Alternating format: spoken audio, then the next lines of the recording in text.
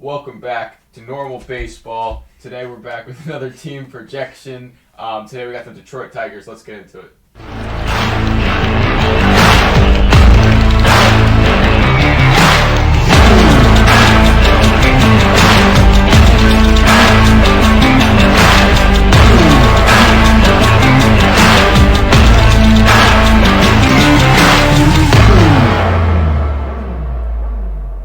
What's going on? Welcome back to normal baseball. I'm Alex.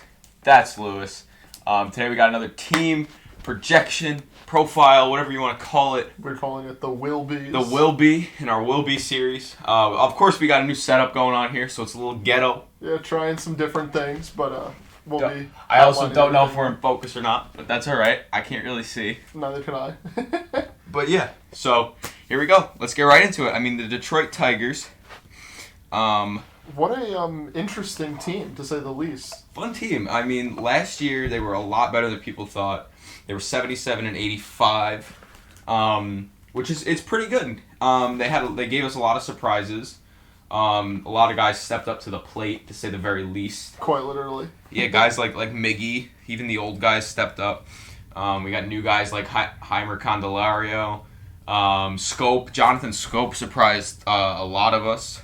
Yeah. And, of course, don't forget about Robbie Grossman.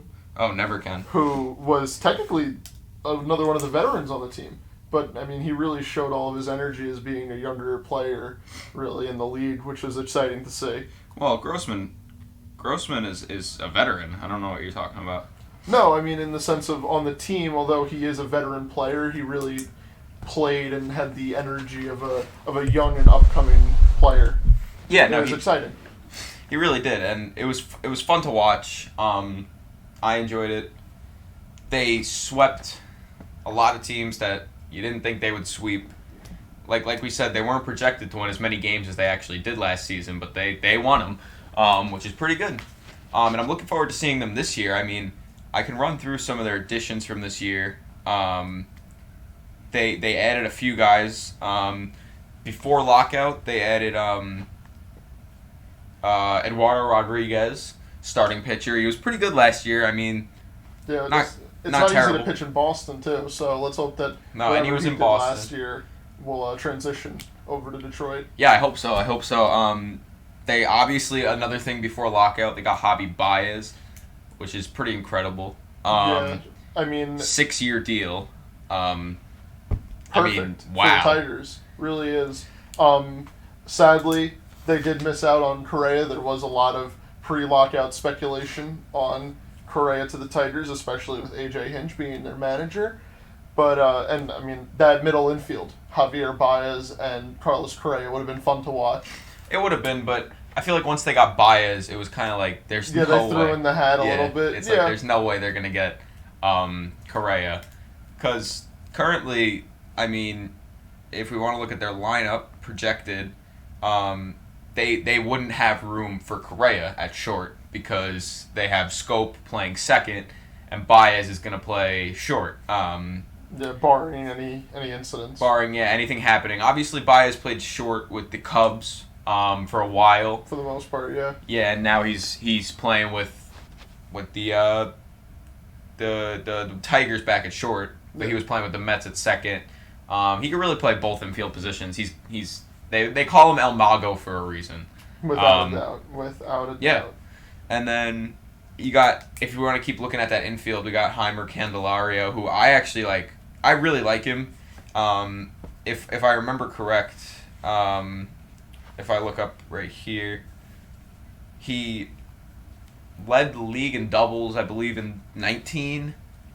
I'm not really sure. Really? Let me look for this right here.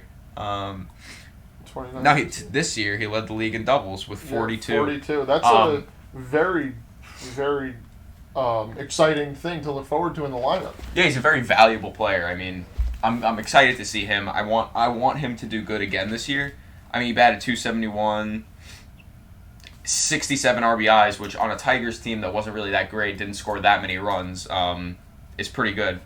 They were 22nd in runs scored, so this team did not score that many runs. last year. So Well, they didn't have the firepower of Javier Baez, and I think they also acquired Tucker Barnhart. Tucker Barnhart was kind of an under the radar kind of thing.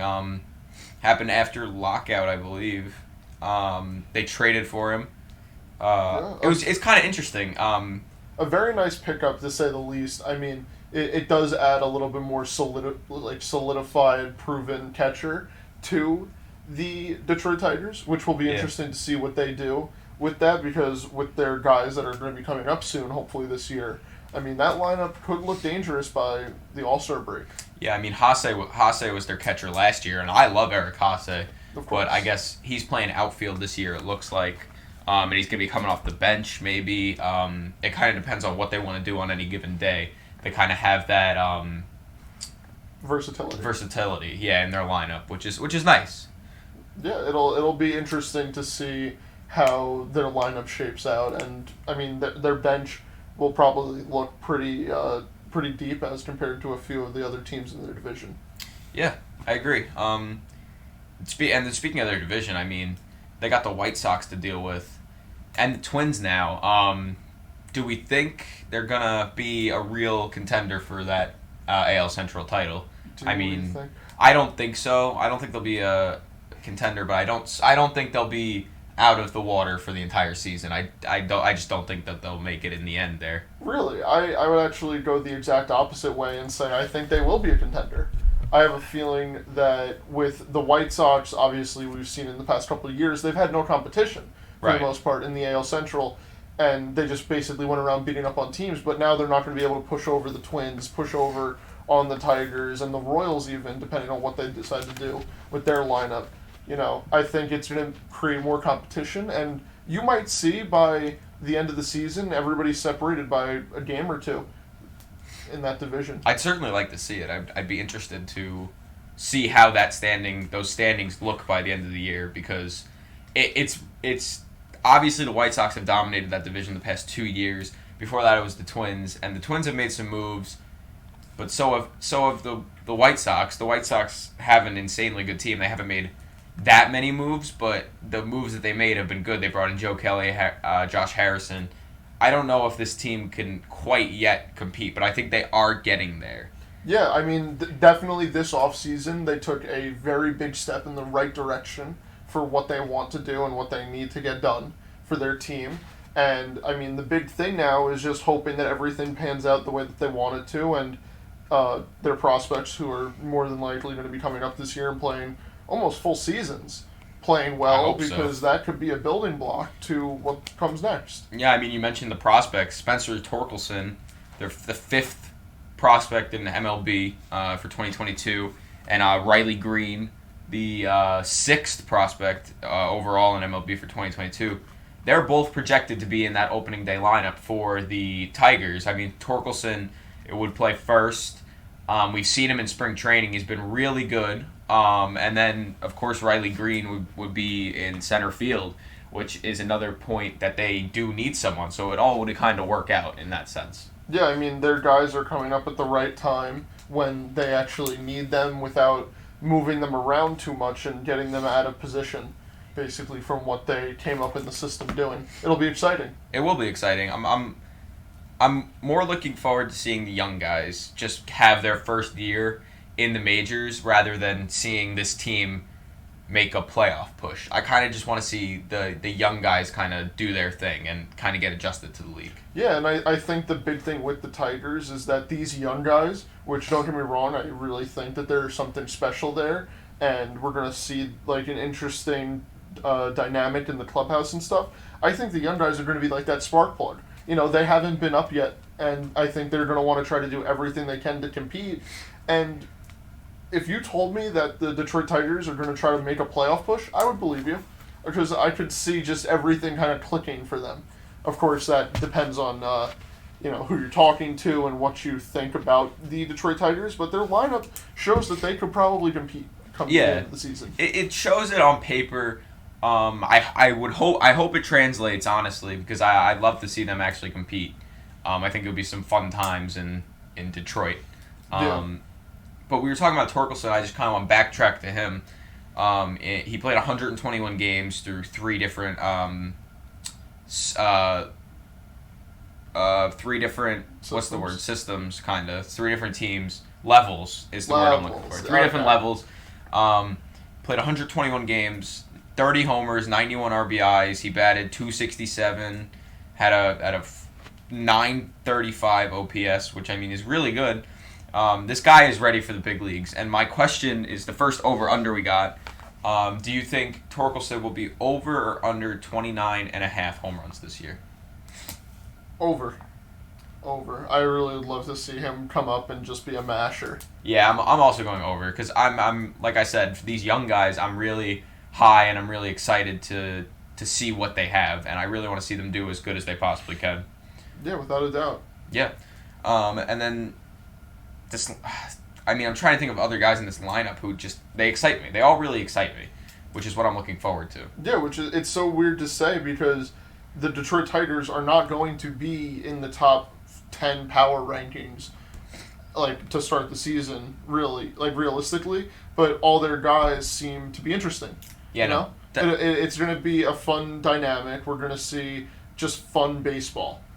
Yeah, definitely not to start the season, but I feel like they might shock some people as the season continues to go on. Yeah, I would love to see them, make a push to be a team to be talked about, not to be such a pushover as they have been in years past. Yeah, me too. And then, another thing is their rotation. The young guys in that rotation, and just that whole rotation in general, has been really good. The past couple of years, I mean, not necessarily in the big leagues, but in systems and minor leagues, they've looked good, and obviously they got some new guys. I mean, Eduardo Rodriguez, we already talked about. Casey Mize and Tariq Skubal are their 2 young guys. We haven't seen too much of them in the majors yet, so I'm looking forward to seeing that this year. They got Matt Manning, who I don't really know much about. He was drafted in 2016, so I don't really know much about him. And then, of course, Michael Pineda, who we're very familiar with. Not the biggest fan, though, so I'm not too happy about that for them. But I think it's a solid rotation considering they're not one of the powerhouses of the league right now. Yeah, it suits their team well for where they are right now. They're not at the level where they can go out and try to compete come October, but they're not, scraping the bottom of the barrel, like, let's just throw anybody out there who can throw 95 miles an hour. Right. And, I mean, let's not forget, in their bullpen, they do have Gregory Soto, who was an all-star last year. He will be a guy to watch out for to close out games because he has been swept under the rug for the most part. Playing in that Central Division, I mean, it's all about the White Sox. Yeah, he was an all-star last year. All-star last year, not many people know that. Or remember that, rather. Yeah, which is sad to say because he's quite the reliever out of the pen. Yeah. He can get it done most of the time. I will admit his ERA was a little bit high, but it's a reliever, so you're not going to be too worried about that. No, I don't. I never look at ERA for reliever. I just don't think it's as important because it's really not. Yeah, he did have 1 hit by pitch though last year. Don't forget that. Well, that's the most important thing. Yeah, he'll probably hit Marcano 3 times this year. Probably if they play each other, he's gonna hit him every time he sees him. So that's I'm looking forward to seeing that. And then the big guy that I'm looking out for Casey Mize this year, me personally, because I think he's gonna do really good. He had a 3.71 ERA last year. I'm looking for a sub 3.25. Do you think he'll get over 3.25? Over under 3.25 ERA? Over under 3.25. I'm gonna take the over, but I don't think it's over like 3.75. I think it's like right there. So you think it's in the range between 3.50 and 3.75? Yeah. Yeah, no, that's reasonable. I'm gonna take. The I would under. love to see him go like soaring under. Don't get me wrong, but I'm gonna take the under because I want to be optimistic, and I really like this guy. So no, Casey Mize is quite the arm to look out for. Yeah, 150 innings pitched. I mean, 118 strikeouts. He had a whip 1.137 whip, 4.71 FIP, which isn't great, but it can be improved. It's all room for improvement, which is the good part. Yeah, I mean, almost every player that we're really looking at and paying attention to this season has room for improvement. Yeah, which is fun. Yeah, because if all of these guys who we listed off and who we see their opening day starters being can really go out and give it their all and show us, they've turned over a new leaf of competition, then we'll be talking about them a lot more. Yeah, I'm looking forward. I by the end of the season, I want to be talking about the Tigers, if that makes sense. Yeah, me too. The Tigers are an interesting team. Obviously, I never want them to beat my Yankees, but I have a feeling that they will this year. They're very good. They are... I mean, we didn't think that they would beat our Yankees last year, and they swept them, so... Yeah, which was there's that. Heartbreaking. Yeah, I knew it was over after that. I kind of want to bang through some of these over-unders because we got to get through them. We talked about Javi Baez before. Obviously, a lot good comes with Javi Baez, but also a lot bad comes with Javi Baez. I mean, we get the swings. he goes golfing a lot, and of course we saw him swinging a pitch that bounced before home plate, or didn't even reach home plate. I mean, it's one of the most famed strikeouts from last season, which is terrible. It's terrible. I mean. But anyway, the strikeouts are an issue. He was very high in the league in the strikeouts last year. Yeah, I have a feeling that A.J. Hinch might get him a little bit set straight when it comes to his plate approach. I don't think so. I think it's just how he is, and he's like one of those Gallo type players who where he wants to hit it out. He's looking for a home run every single time. I mean, yeah. He had 100. He led the league in strikeouts last year. 184 strikeouts. Not easy to do. No, it's not easy to do at all. Which brings me to my next one.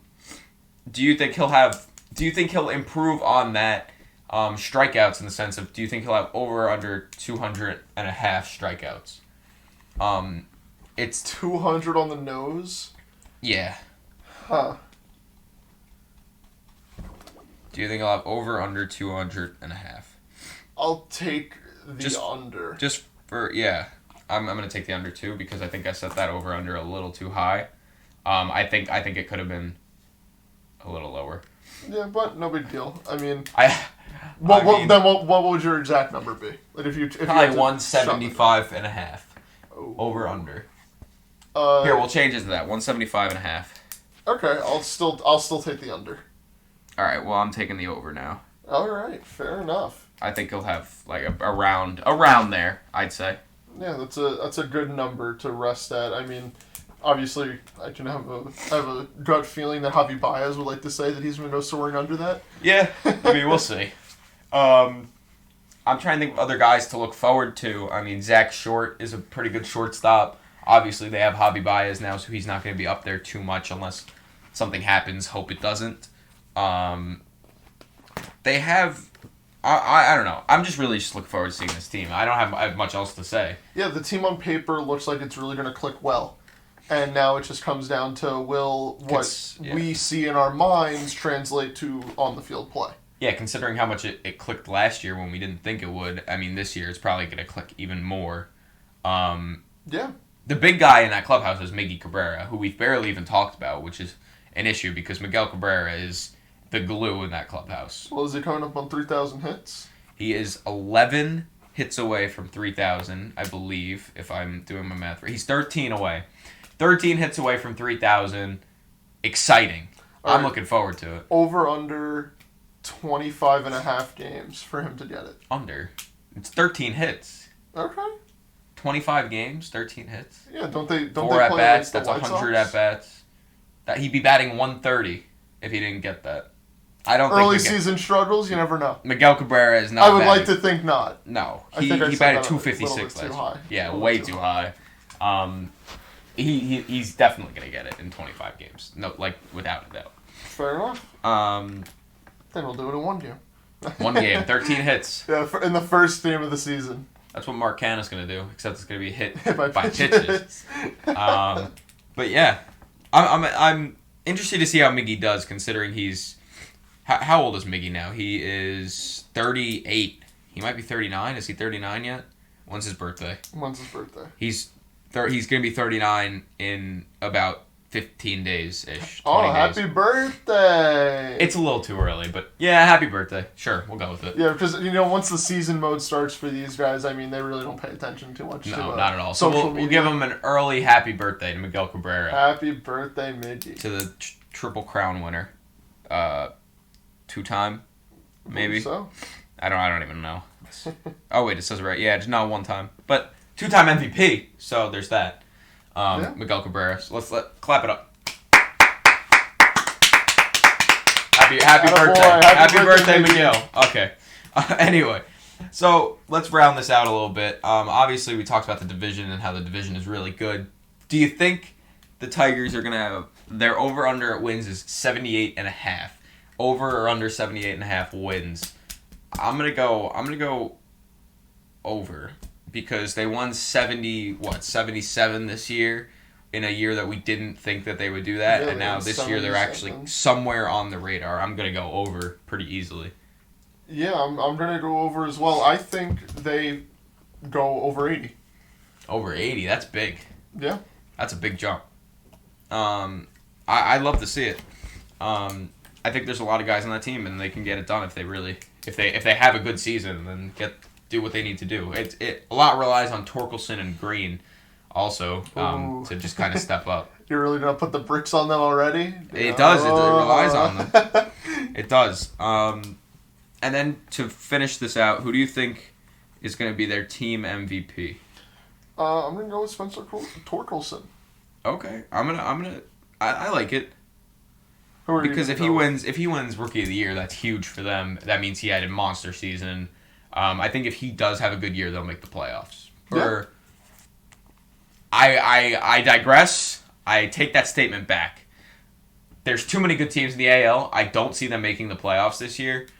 But if he has a good season, like Rookie of the Year caliber, it'll be a very good sign for future years. It means that they're looking up. Yeah, I just don't think that with the current playoff situation, I get that it's expanded, but that AL East they're going to be taking up the playoff spots this year, and there's nothing anyone can really do about it. Yeah, I mean, even the AL West, depending on how healthy everybody stays, we could be looking at a battle of the coasts come playoff time. Yeah, I'm looking forward to it.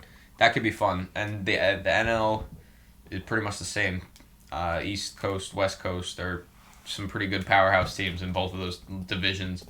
But yeah, I think that's... Oh, I didn't say my team MVP. Yeah, you did. I'm going to go with Miguel Cabrera because of the veteran presence. If he can still kind of somewhat get it done, have a decent year, it's more about the veteran presence, bringing the younger guys especially together, which is the most important to me. Yeah. So I'm really looking forward to seeing Miguel Cabrera this year. Sounds good. All right. Let's go Tigers. Let's go Tigers. I think that'll do it for this episode. I got to continue our little raggedy ending this episode. But yeah, that should do it. This has been another normal baseball prediction will be for the Detroit Tigers, and we'll see you next time. Peace. All right, well, now I got to end this. This is really awkward because it's still going. All right, peace.